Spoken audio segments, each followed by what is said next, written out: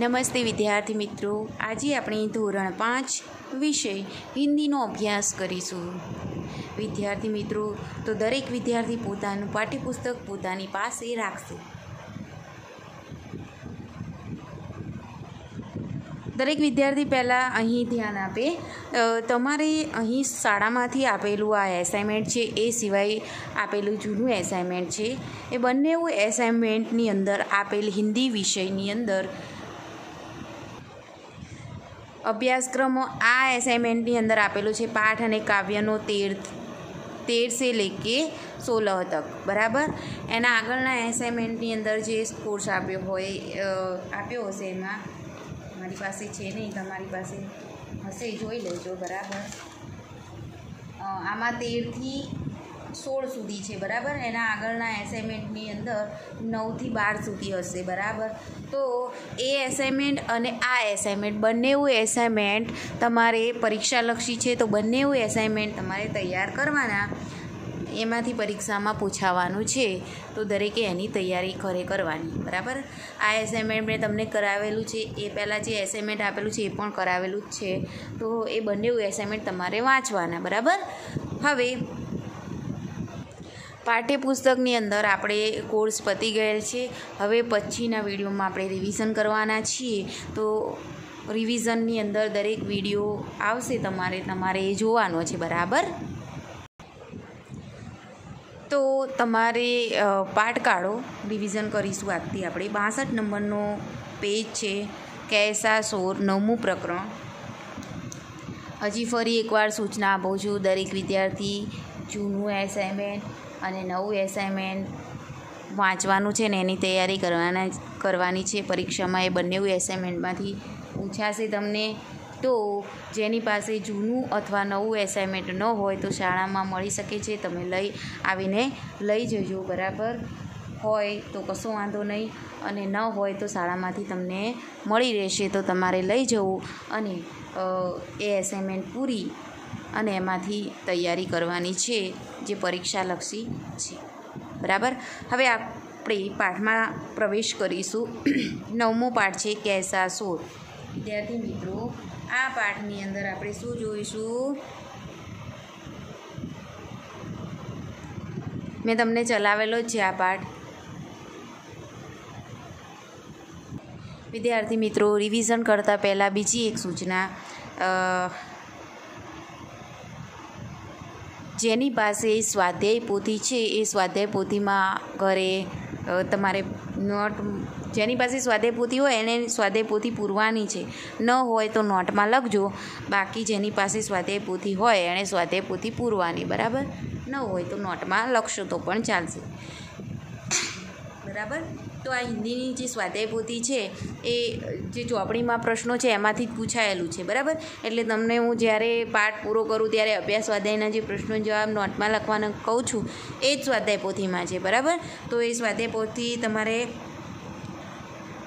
એ નોટમાં જે પ્રશ્નો પૂછાયેલા છે એ જ છે, એટલે એ પૂરી દેવાની એમાંથી, બરાબર. હવે પાठ જોઈશું, कैसा शोर. इस इकाई में चित्रों द्वारा सब्जियों की जानकारी दी गई. विविध शाकभाजियों विषयની જાણકારી પાઠમાં મળશે. संवाद के साथ चित्रों से सब्जियों का परिचय दिया गया है. बिरजू चाचा ने अपने खेत में सब्जियां बोई थी. दोपहर का समय था. बिरजू चाचा की छाया पेड़ की छाया में, અહીંયા પેડ લખ્યું નથી, ચિત્ર આપ્યું છે. पेड़ की छाया में आराम से लेटी थी. बिरजू चाचा ઝાડના એટલે કે વૃક્ષના છાયા નીચે તમે જુઓ આરામથી સૂઈ ગયા હતા. પાઠની અંદર આપણે વિવિધ શાકભાજીઓ જે છે એને હિન્દીમાં શું કહેવાય અને ગુજરાતીમાં શું કહેવાય એના વિશે આપણે જોઈશું, બરાબર. तब खेत की सारी सब्जियां खेलने के लिए इकट्ठी हुई. ये सब्जियां खेलते खेलते नोक चौक पर उतर आई. आलू ने कहा, मैं सब्जियों में સરતા જ. આલુ એટલે કે બટાકાએ કહ્યું કે હું સબ્જીઓ એટલે કે શાકભાજીઓનો રાજા છું. સભી સબ્જીયા મેરે બિના અધૂરી હૈ. બધી જ શાકભાજીઓ મારા વગર અધૂરી છે. બચ્ચો बूढ़ों को मैं बहुत भाता हूँ. चाट, चिप्स, टिकिया जैसी चटपटी और मज़ेदार खाने की चीज़ें मुझसे बनती है. એવું કહે છે કે મારામાંથી વિવિધ પ્રકારની ચિપ્સ આપણે વેફર્સ ને એ બધું જે ખાઈએ છીએ, ચાટ બને છે, બધું જ મારામાંથી બને છે. એટલે હું શાકભાજીઓનો સરદાર જ છું. એ સિવાય પણ તમે જુઓ કે બટાકા બધા જ શાકભાજીઓમાં ભળી જાય છે. એટલે એને કહેવાય કે બધી શાકભાજીઓમાં એ મિક્સ કરી શકાય છે બટાકાને, બરાબર. તો એ શાકભાજીઓનો સરતાજ એટલે કે રાજા કહેવામાં આવે છે. એ પછી છે શક્કરકંદને કહા. શક્કરકંદ એટલે એને ગુજરાતીમાં કહેવાય શક્કરિયા, બરાબર. આપણે જે શિવરાત્રિ ગઈ હમણાં ત્યારે તમે જે બાફીને ખાતા હતા એ શક્કરકંદ, એને હિન્દીમાં શક્કરકંદને કહા. મેં આલू का मित्र हूँ. હું આલુ એટલે કે બટાકાનો દોસ્ત છું. મુझे भी लोग बहुत पसंद करते हैं. મને પણ લોકો ખૂબ જ પસંદ કરે છે. તો તબ खाली जगह से खाली जगह उछल कर बाहर आ गए और कहने लगे हमें भूल गए. શેનું ચિત્ર છે? મટર એટલે કે વટાણા. એની અંદરથી જે એના પત્તા હોય એમાંથી દાણા બહાર આવીને નીકળ્યા અને કહે છે કે મને ભૂલી ગયા. કઈ પ્રકાર की सब्जी है? पुलाव और चटपटी कचौरी की जान है हम. उसी समय ખાલી જગ્યા ઓર ખાલી જગ્યા એટલે કે ગાજર અને દૂધી. દૂધી એટલે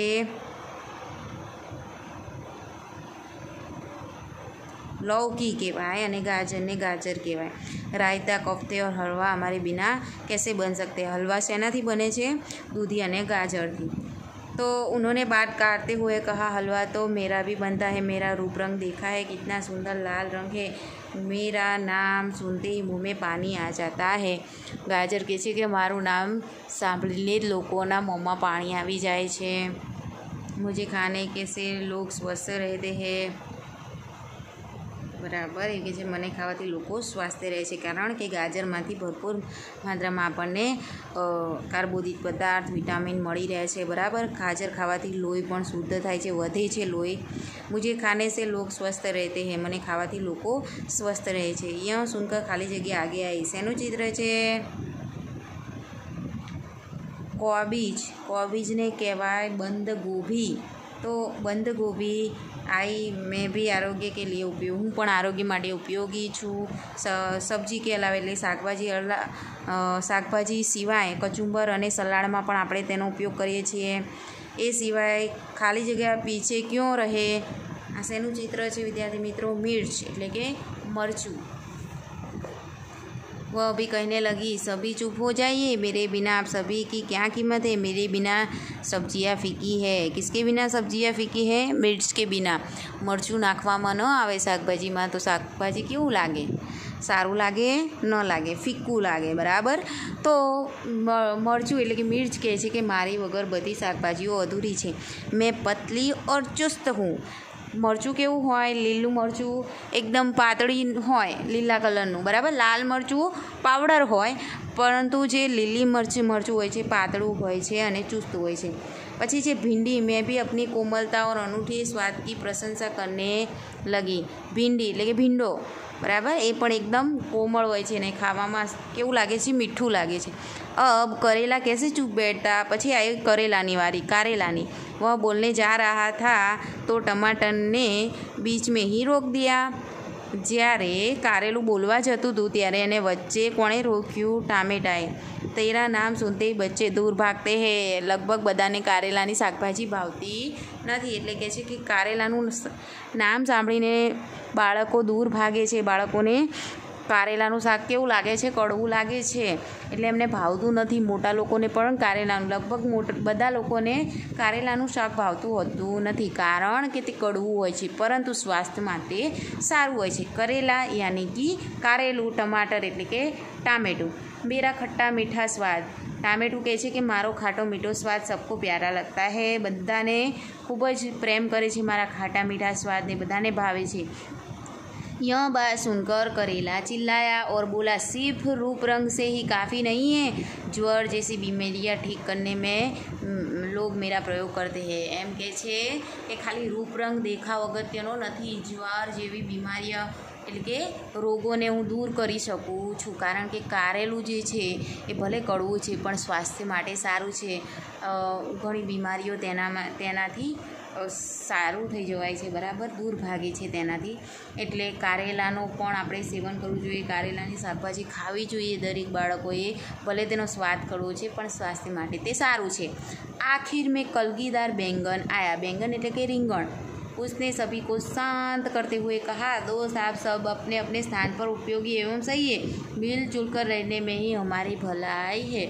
એમ કહે છે કે તમે બધા તમારી ઉપયોગિતાની દૃષ્ટિએ બધા પોતપોતાની જગ્યાએ સાચા છો, પરંતુ આપણે બધાએ હળી મળીને રહેવું જોઈએ.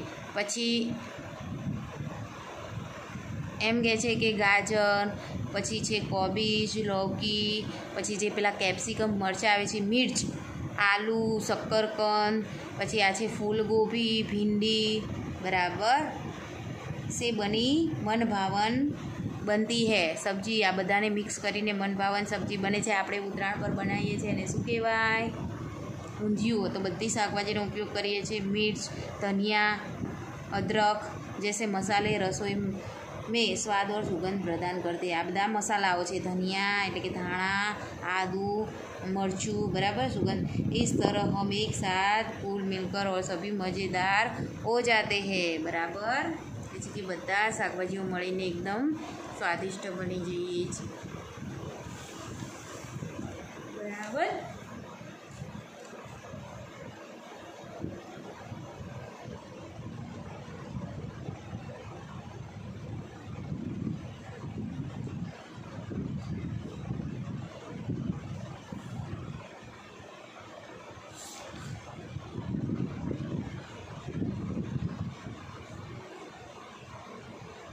હવે આપણે આગળ જોઈશું. इतने में बिरजू चाचा जाग गए. सभी सब्जियाँ इधर उधर भागने लगी. लौकी, करेला और ककड़ी वेलों पर जा बैठी. शक्करकंद, आलू, गाजर, बीट जमीन के अंदर घुस गए. भिंडी, मटर, बैंगन, टमाटर. અહીંયા જો ભીંડી એટલે ભીંડો, બીટ, આપણે જે બીટ ખાઈએ છીએ ને લાલ કલરનું જે એને ગુજરાતીમાં પણ બીટ જ કહે છે. એકદમ લાલ કલરનું હોય છે અને લોહીમાં વધારો કરે છે. ગાજર, આલુ, શક્કરકંદ, શક્કરિયા, બરાબર. તો ભીંડી, પછી મટર, જે વટાણા આપણે કહીએ ગુજરાતીમાં, બેંગન, રીંગણ છે, ટમાટર, પછી પૌધે, બરાબર, એ ડાलियों पर छिप गए. બીજુ ચાચા अपने काम में मशगूल हो गए. હવે આપણે જોઈશું શબ્દાર્થ. વિદ્યાર્થી મિત્રો, શબ્દાર્થ પર ખાસ ધ્યાન આપવાનું છે. વારંવાર લખો અને તૈયાર કરો. પરીક્ષામાં તમને સમાનાર્થી શબ્દોમાં પૂછાઈ શકે એમ છે. અનૂઠા એટલે ઉત્તમ, અદ્વિતીય. ગઈ આપણે એસાઇનમેન્ટમાં પૂછાયેલું છે. અનૂઠા એટલે શું? એટલે અદ્વિતીય. જ્વર એટલે કે બુખાર, તાવ આપણે કહીએ ને ગુજરાતીમાં. કાફી એટલે કે પર્યાપ્ત. દોપહર તો મધ્યાહન. ફીકી તો સ્વાદહીન. સર્વતાજ એટલે કે સર્વશ્રેષ્ઠ, બરાબર. સમ્માન એટલે કે માન. ચાટ એટલે ચટપટા વ્યંજન. આપણે જે પડીકાઓ ખાઈએ છીએ ને 5-5ના લઈને, એ ચટપટાઓ, એની અંદર આપણે બટાકાની કાતરીનો ઉપયોગ કરીએ છીએ. વેફર્સ બનાવીએ છીએ, ઘરે પણ પાડીએ છીએ, તો એનો ઉપયોગ થાય છે, બરાબર. आखिर अंत में मज़ेदार, स्वादिष्ट, लिज्जत, स्वाद, पुलाव, सब्जी और चावल से बना व्यंजन, हलवा. तो एक प्रकार की मिठाई, मन भावन तो मनपसंद. नोक-झोंक करना तो उग्र चर्चा करना. मुंह में पानी आना, खाने की इच्छा होना. बात काटना यानी कि बीच में बोलना. बराबर. तो અહીં આપણો પાઠ પૂર્ણ થાય છે. દરેક વિદ્યાર્થીએ ઘરે વારંવાર આ એસાઇનમેન્ટનું અભ્યાસ કરવાનો છે. જૂનું અને નવું બંને એસાઇનમેન્ટ.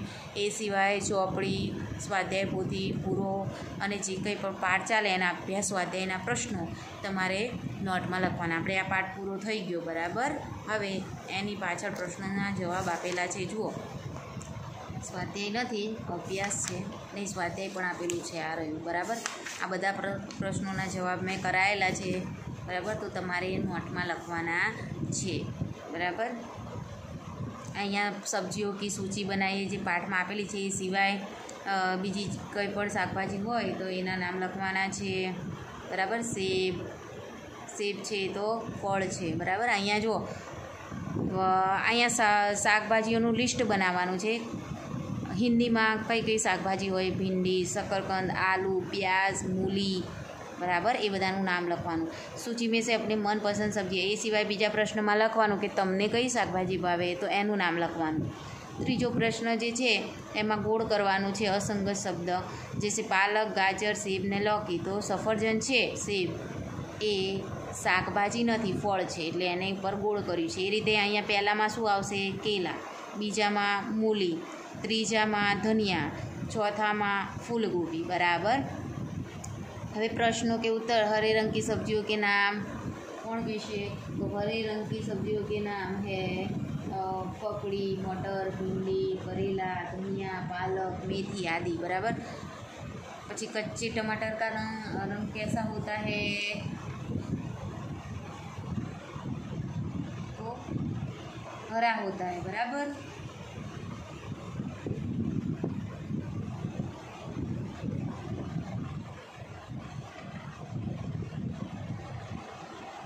તો તમારે લખવાનું છે. મેં આગળના વિડીયોમાં બેટા કરાવેલું જ છે અભ્યાસ અને સ્વાધ્યાય. એ વિડીયો યુટ્યુબમાં હશે જ, તમે જોઈ લેજો. બરાબર. એટલે આના અભ્યાસ અને સ્વાધ્યાય પાઠના આધારે તમારે જોતું જવાનું, લખવાનું. એ ચિત્રનું વર્ણન કરવાનું છે કે એક औरत बैठी है यहाँ पे ठेला लगा के.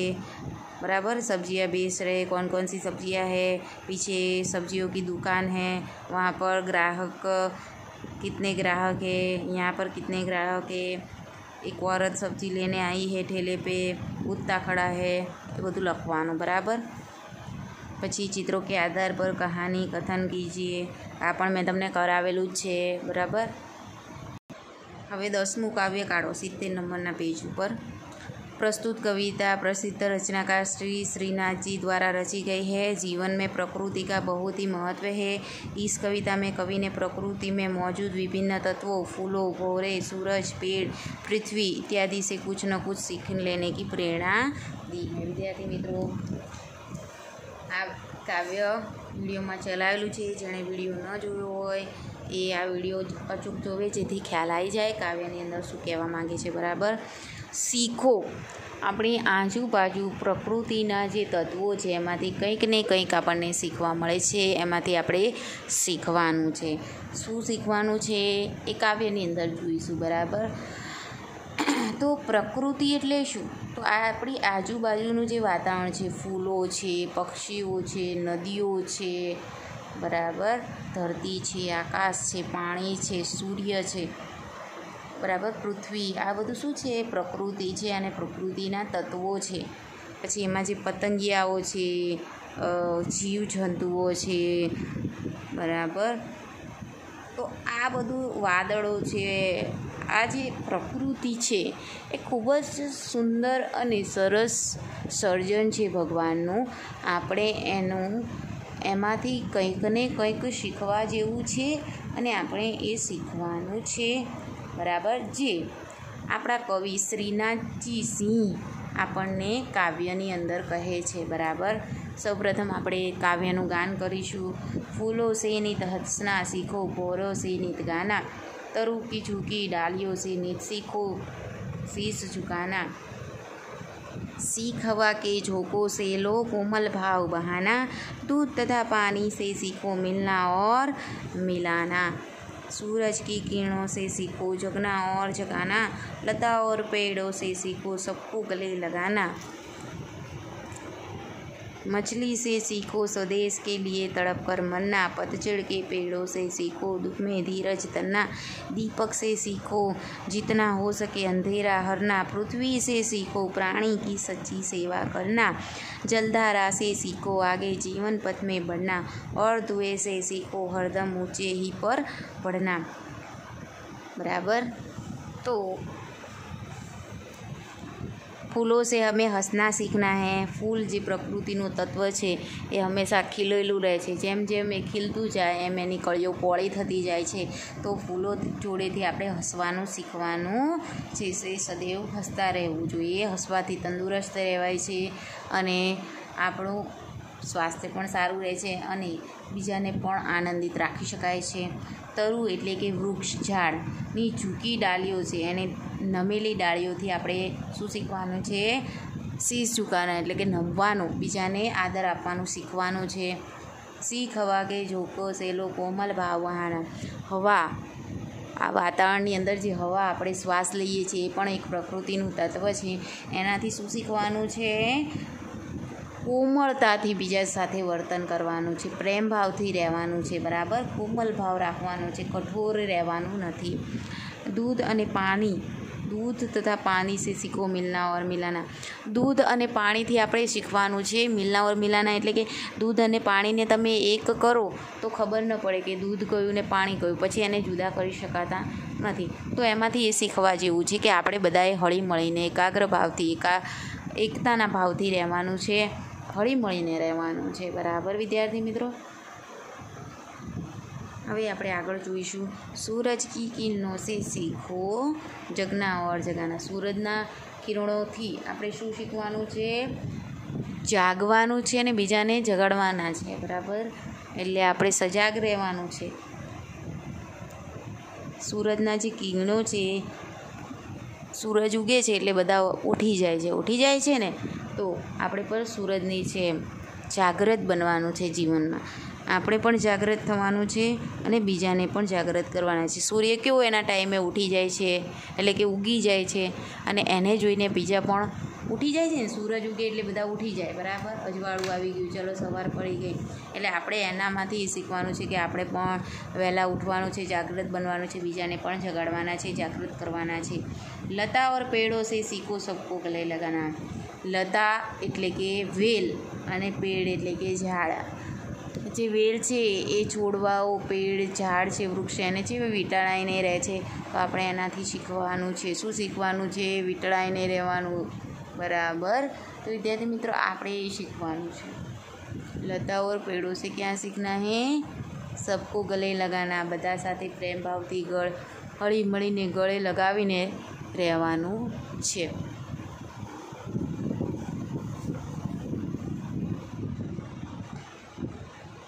મછલી સે શીખો સ્વદેશ કે લીએ તડપ પર મરના. માછલીને તમે પાણીની બહાર કાઢો તો એ મરી જાય છે, બરાબર. તો આપણે શું શીખવાનું છે માછલી પાસેથી? એનો દેશ કયો છે? પાણી છે, બરાબર. એને પાણીની બહાર કાઢવામાં આવે તો એ મરી જાય છે. એટલે કે કોઈ પણ ભૂખે પોતાનો દેશ, પોતાનું સ્થાન છોડવા ઈચ્છતી નથી. તો માછલી એ પ્રકૃતિનું એવું તત્વ છે, એની પાસેથી આપણે શીખવાનું છે કે આપણે દેશ માટે પ્રેમ ભાવના, સ્વદેશ માટે ભાવના રાખવાની છે. પતઝડ કે પેડો સે શીખો દુઃખ મેં ધીરજ ધરના.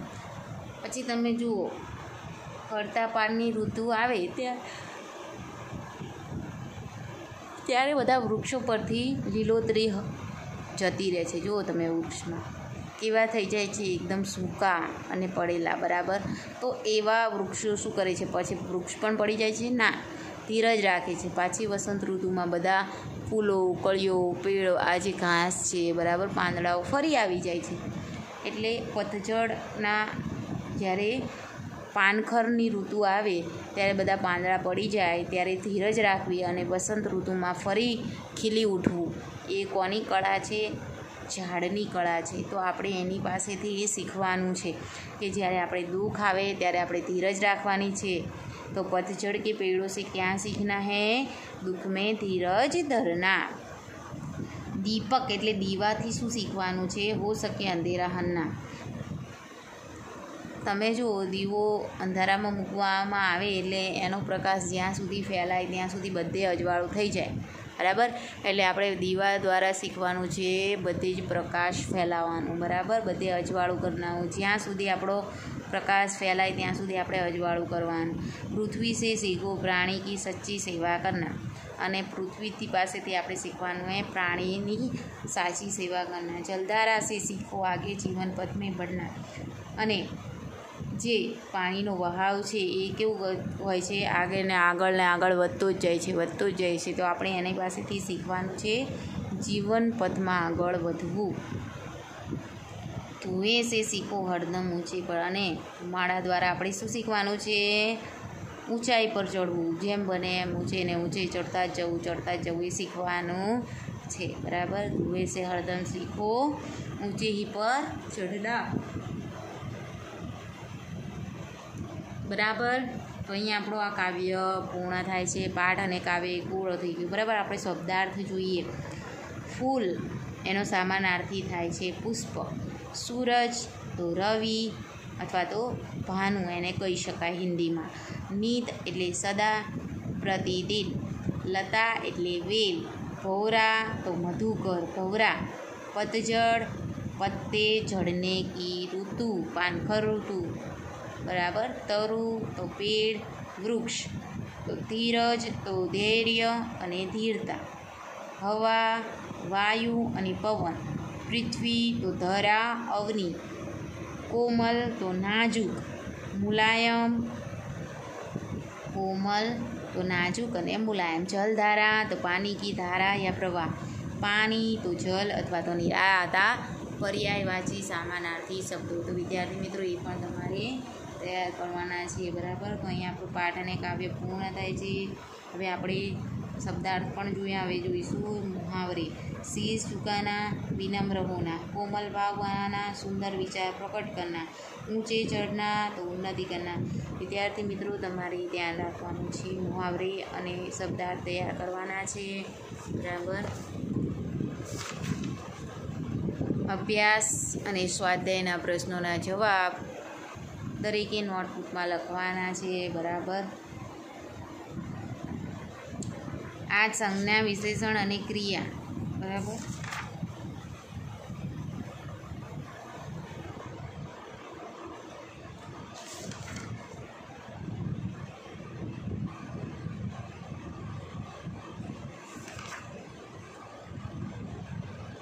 એ લખતું જવાનું અને તૈયાર કરતું જવાનું છે બરાબર. આગળના વિડીયોમાં હું તમને જે ના ખબર પડે એવું તમને અભ્યાસ સ્વાધ્યાયના પ્રશ્નો કરાવીશ બરાબર. જે તમને આવડે છે તમારે લખી કાઢવાના છે. તો આગળનો પાઠ અને અભ્યાસ સ્વાધ્યાય ઘરે તમારે જે પાઠ અને કાવ્ય ચાલ્યો અને અભ્યાસ સ્વાધ્યાયના પ્રશ્નો જવાબ નોટમાં લખવાના બરાબર.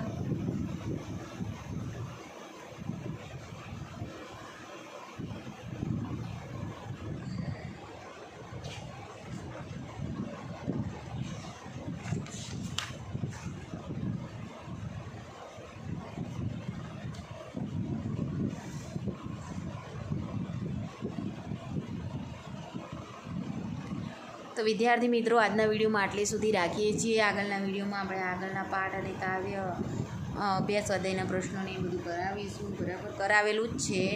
જેણે વિડીયો નથી જોયા એને નહીં ખ્યાલ હોય, પણ જેણે જોયો હશે એને ખ્યાલ હશે બરાબર. એ સિવાય તમારે વધારે પડતું બંને એવું એસાઇનમેન્ટ જ ખાસ ધ્યાન આપવાનું છે અને એમાંથી ખાસ તૈયારી કરવાનું છે બરાબર. આમાં જે આપેલું છે પરીક્ષા અમુક પ્રશ્નો જે છે એ પરીક્ષાલક્ષી નથી એટલે નહીં કરો તો વાંધો નહીં, પણ એસાઇનમેન્ટ ખાસ કરીને જૂનું અને નવું એસાઇનમેન્ટ તમારે ખાસ કરીને તૈયાર કરી નાખવાનું. એમાંથી જ પરીક્ષામાં પૂછાશે અને એ જ પરીક્ષાલક્ષી છે તો એ ખાસ ધ્યાન આપવાનું છે બરાબર. તો એસાઇનમેન્ટ તૈયાર કરજો અને પાઠ અને કાવ્ય ઘરે વાંચન કરજો બરાબર. આપણો કોર્સ પતી ગયેલો છે એટલે એ પણ ધ્યાન રાખજો બરાબર.